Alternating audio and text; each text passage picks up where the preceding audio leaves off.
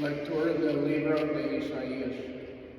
Esto dice el Señor: como bajan la lluvia y la nieve desde el cielo, y no vuelven allá sino después de empapar la tierra, de fecundarla y hacerla germinar, para que dé semilla al sembrador y pan al que come, así será mi palabra que sale de mi boca.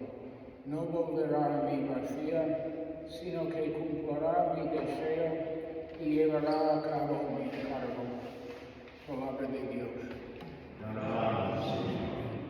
Salmo. La semilla cayó en tierra buena y dio fruta. La semilla cayó en tierra buena y dio fruta. Tú cuidas la tierra, la riegas y la enriqueces sin medida.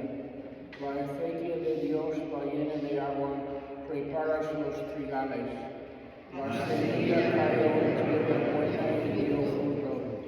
Así preparas la tierra, riegas los surcos, igualas los terrones, tu llovizna los deja unidos, bendice sus brotes. La semilla cayó en tierra buena y dio fruto. Coronas el año con tus bienes, tus carriles rezuman abundancia, rezuman los pastos del páramo, y las colinas se orlan de alegría. La semilla cayó en tierra buena y dio fruto. Las praderas se cubren de rebaños, y los valles se visten de mieses que aclaman y cantan. La semilla cayó en tierra buena y dio fruto. Lectura de la carta del apóstol San Pablo a los romanos.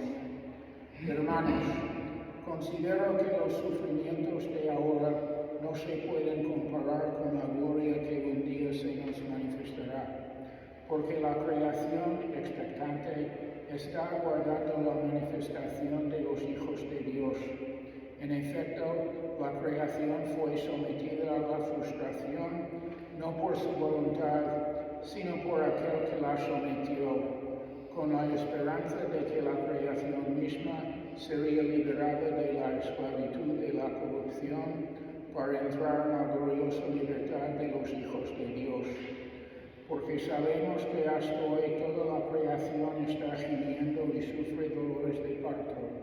Y no solo eso, sino que también nosotros, que poseemos las primicias del Espíritu, gemimos en nuestro interior, aguardando la adopción